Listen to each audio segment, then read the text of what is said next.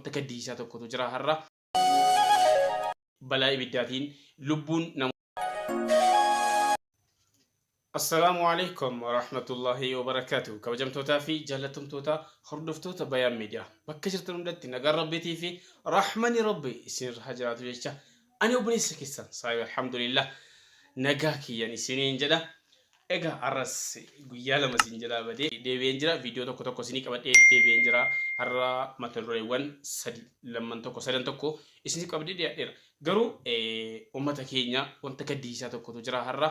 Wanti gaddiisaan kun waan guyyaa kaleessaa magaalaa Jimmaa magaalaa guddittii Jimmaa beekamtuu keessatti dhalate masjida Jabbaar kan jedhamu masjida bareedaa sanaa. Egaa balaan tasaa musiibaan addaa uumame balaa ibiddaatiin lubbuun namoota sadiillee darbeera. Kaanirra immoo miidhaan guddaan ga'eera. Egaa isa kanamee walumaa galatti viidiyoo gabaabaan tokko jira laallee walitti deebinu gara viidiyoo.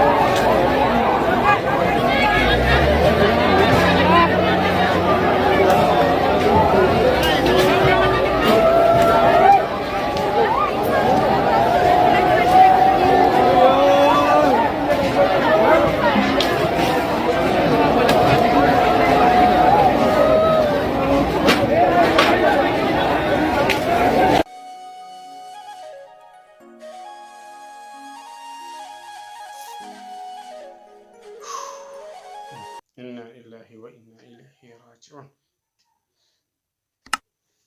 Egaa dhaggeeffattoota keenya hordoftoota keenya akkuma ilaaltan kana akkuma argitan kana balaan tasaa balaan guddaan ka'ee namoota sadi lubbuudhaan dhabamsiiseera. Kaan immoo miidhaa irraan ga'eera. Magaalaa Jimmaatti egaa balaan kun torban kana keessa balaa akka kana lamatu ka'e. Kun guyyaa kaleessaati. Kana malee guyyaa 3-4 dura magaalaa keessatti ka'ee naannawa Jabbaar sanaa olitti jechuudha naannoo Shanan Gibeetti balaa tasaatiin manni qabeenyi hedduun dhumeera. Egaa bakka jirtan hundatti jara kanaa fi obsa rabba kennuu aalii warra du'an kanaati obsa rabba kennuu jara du'an immoo rabbii wanjala jala dhiisee warra islaama ta'ee yoo islaama ta'aniif wanjala jala rabbi dhiisee kan jannataa rabbi haa godhu. Egaa wanti godhamu hin jiru du'aa'uma kadhachuudha. Musiibaan rabbitu musiibaa namarra kaa'a. Rabbi nama fattanuudhaan wantoota adda addaatti waan baay'eedhaan isin fattanna sila rabbi jedheera. Warra obsan ilaala jedha. Warra obsu sana rabbi nu taayisu warra obsee musiibaa keessa ba'u rabbi nu taayisu akkasigaa du'aa hodhaafiin isiniin jedha. Mee gara ustaz Raayyaatti deebina.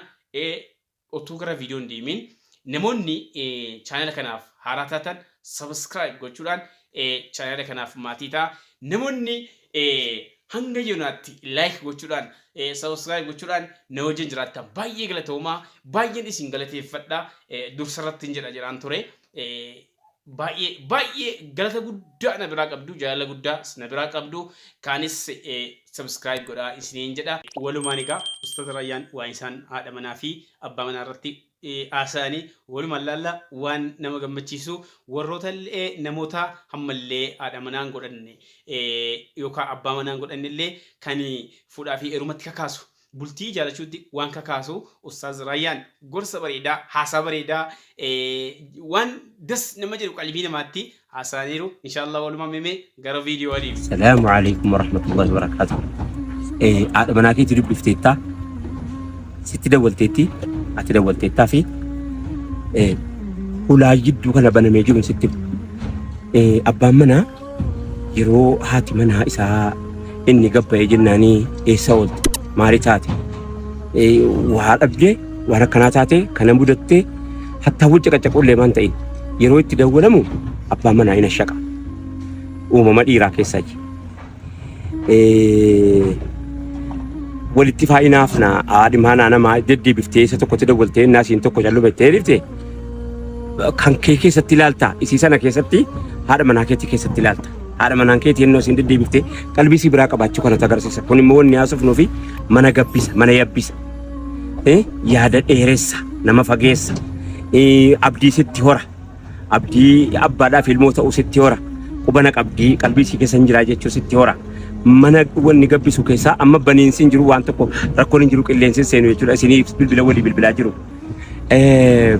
yeroo isin bilbiltu abbaa manaati moo dhiiraa'ee yeroo isin bilbiltu fuula akkamiitiin jalaa kaastee yeroo dallantee jirtu sanaa ta'u anumti raayyee mataan kee yeroo dallantee jirtu si namaa wajjin bakkeedha wal caqacaqaa jiru yeroo haati manaa keetii dawwaltu akkam jetteenii si galeera kana qabdaa jetteettanii kana dhabdee laata jetteettanii akkana dhabdee laata kana mudattee laata maa kana nurka dhabamee jennaanii jetteettanii baay'ee gammachiisa isi amma waa dhabneeti afaanuma bareedduu isiitiin amma akkana taaneeti akkuma jirruttuu bariigaa bareedduu jira homaan jiru ilaamee hammuma qabnuun akkana ta'annaa yeroo qabeenyi jiraatuuf an jedhe tole kun isaa dhabaadhaaf haasa'an qabaataati yoo haadha manaa keetii haati manaa keetii gisee galgala galtus haadha manaa keetiiti gisee wajjinii nama haasoftu qabaattus haadha manaa keetiiti anis raayya mataan keessa atimti liu ofittis nan himaa jira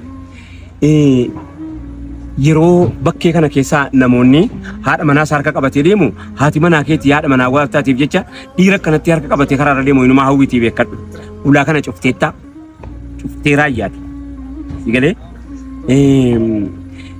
yeroo wajjin jireenyaas bar yeroo wajjin haasa'us yeroo shuuraa gochuus ilmoo qofaaf haadha ta'uuf haadha manaa qofaaf haadha manaa ta'uuf siif haadha manaa ta'uu warra ta'uu qofitti miti maasaan karaa wajjin ilaa yeroo garii laaqanaa feeranii wajjin ta'anii nyaatanii haasa'uun hin jiru manan gabbisu hin bareechuu wallahi hin bareecha kennanii fudhachuu wanti jedhamu wayin jiru yaada kennitee keen fudhattu ittiin loltuu yubbaasa siin qaalitti diinana kottuu mimee galeetanii kottuu mimee jetti ilaa kana siifachee jettee ittiin haasoftu kanaaf bakki jiramuu fi akki jiramu adda globalizationin adda addunyaan akka isinitti jirtu ati mana keetii as teessee Faransaay jirti beekadhu ati mana keetii ati kophaa galta malee isin nama miliyoonii tokko wajjin galaa jirti beekadhu ati yoo inninis nama miliyoonii tokko wajjin galaa jira waan inni akkamitti simattaati yeroo simattu akkamitti uffatta yeroo simattu uffata abbaan manaa qofti haadha manaa irratti arguu hawwatu jira kalarii haati manaa kalarii abbaan manaa haadha manaa irratti arguu hawwatu jira ati yoo akka kana filatteettaa fi yoo hin filatini filadhu kama ammas hin qaqqamaa guyyaan hin diine yeroon hin diine kun mana gabbisa mana yabbisa salaamu alaykum warahmatullahi wabarakatuh wa alaykum assalam warahmatullahi wabarakatuh egaa dhaggeeffattoota keenya ustaaz Raayyaan waan das nama jedhu waan qalbii namaa keessaa waan das nama jedhu haasaani walaakin awwanti na dhibu maayini yeroo baay'ee namoonni gorsa nama gorsu baay'een haala jiruuf jireenyaas nama qajeelchuu waa hedduudhaan namni namaa fi barumsa ta'uu danda'u miidiyaarra jira. Namni rakkatu immoo lafa jira. Waliin argoo eddiin kun egaa bakka dhadhaan jiru mataan hin jiru bakka mataan jiru dhadhaan hin jiru suma jedhan sana ta'a. Egaa ustaaz Raayyaan akka kanatti waa'ee haadha manaatii fi abbaa manaa gaafa sanaa sa'anu namoonni miidiyaarra jiru baay'eensaa kana miti namoonni keenya baay'eensaa keessattuu warri biyya keessa jiranu abbootiin keenya haadhotiin keenya waan kana hin arganu. Egaa haasaa ustaaz Raayyaa keessatti namni warra isaa wajjin haadha manaa isaa wajjin akkamitti akka deemu uffannaa akkamillee akka irraa barbaadu abbaan manaa isin haati manaa hoo akkamitti abbaa manaa irraa barbaade waan akkamiiti jireenya jaalalaa kan jedhamu jireenya jaalalaa kan jiraatamu kan isaan haasa'anii dargaggoon baay'een kan isaan fuudha dhabanii kan isaan fuudha dhiisanii taaranu gatii durbaatu bara kana akkuma meeshaaleen wantoonni adda addaa shunkurtiin qaala'insi gabaa kun dhufe qaala'insi durbaa sigaa ol ka'e qaala'insi durbaas ol ka'e waan ta'eef dargaggoonni illee kan jarri haasaanu kan jarri yaaddaaranu gatii durbaati. Wallahi jara keenya mana jaarrachuun jiruun inni qabu rahaa qalbiitii jiruuf jireenyaa barakaadhaa qabeenyaa waa hedduudha waan akkas jedheen fixuanii waa hedduudha mana jaarrachuun haadha manaa horachuun haati ijoolleen durbaallee abbaa manaa horachuun waa hedduu qaba. Warra argee keessa jirutu jira. Kunoo warra keessa jiranuu kan akka Ustaaz Raayyaa baay'ee nu gorsanii baay'ee waan qalbiin nama inuma dheebuu baati bakka waan ibsuu wallaalee haasaa akka isaan ibsan namoonni keenya baay'een illee haadha manaatii fi abbaa manaatii wajjin yeroo jiraatanu haala kanaan namni jiraataaru jira jedhee yaadu. Maaliif seenota baay'ee jiruu keenya keessatti wanti nu arginu nama haadha manaa isaa takka guyyaa tokko qaphee hin beekne seenaatu jira. Namni hin beeku jira. Nama guyyaa tokko ilmoo isaa dhungatee hin beeknetu jira. Nama guyyaa tokko haadha manaa isaa dhungatee hin beeknetu jira. Maaliif kun ta'eere Rasuulli sallallahu alaihi wasallam gaafa masjida deeman illee Aishaa dhungatanii ka'anii masjida deeman kan jedhu hadiisni jira. Isa kana ga'u namaa hidhafanniisa. Kanaaf maaliif akkas ta'e namoonni keenya jiruu jaalalaatiin jiraachuu maaf wallaale beekumsa dhabe moo jaalalatu dhabame moo gorsatu dhabame moo maal akka ta'e naaf hin galu. Egaan dhaggeeffattoota keenya wantiin har'a isiniif qabadhee dhiyaadhe kana fakkaatti hanga yeroo biraatii walitti deebinutti wassalaamu alaikum wa rahmatullahi wa barakaatuh.